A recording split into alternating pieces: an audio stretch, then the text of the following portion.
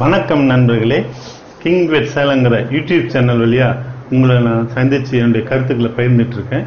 இந்த சேனலில் வீடியோஸ் உங்களுக்கு பிடிச்சிருந்ததுனாக்க சப்ஸ்கிரைப் பண்ணுங்கள். அடுத்தடுத்து வரக்கூடிய வீடியோஸ் அப்டேட் தெரிஞ்சுக்கிறதுக்காக அந்த சப்ஸ்கிரைப் பட்டனுக்கு பக்கத்தில் இருக்கிற பெல் பட்டனை கிளிக் பண்ணுங்கள். நன்றி.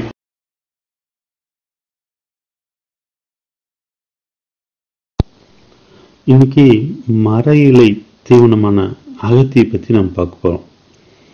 இந்த அகத்தி இலை, பூ மற்றும் காய்களில் 25% 35% புரதம் இருக்கு.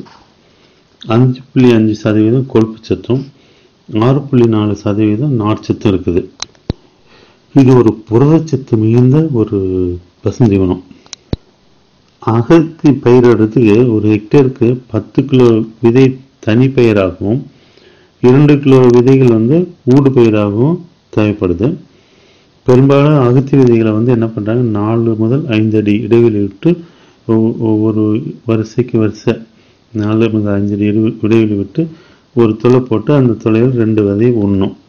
நன்கு வளர்ந்த செடியில் தலைத்த தண்டுகளை மார்பளவு வந்தவொன்னே நம்ம கிள்ளி விடணும், வெட்டி விடணும். அப்போ தான் நிறைய ஃபோலியேஜ், அதாவது தலை கிடைக்கும். ரெண்டாவது நம்ம வெட்டுறது ஒவ்வொரு தடவை வெட்டுறதுக்கு வசதியாக இருக்கும். ரொம்ப உயரமாக மரமாக போயிடுச்சுன்னா அதுக்கப்புறம் மரத்து மேலே ஏறி வெட்டக்கூடிய தேவை வந்துடும். அதனால் இந்த பயிரில் நட்ட 6 மாதத்தில் முதல் அறுவடை செடிக்கு 3 கிலோ கிடைக்கும். தலையும் பின்னால் ஒவ்வொரு 40 நாளுக்கு ஒவ்வொரு அறுவடையிலும் 3 முதல் 5 கிலோ வரை கிடைக்கும்.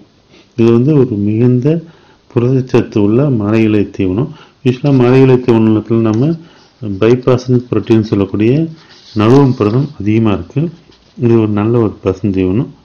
இந்த தகவல் உங்களுக்கு பயனுள்ளதாக இருக்கும்னு நினைக்கிறேன். நன்றி, வணக்கம் நேயர்களே. வீடியோ கீழே உங்களுடைய கேள்விகளையும் சந்தேகங்களையும் கருத்துக்களையும் பதிவிடுங்க.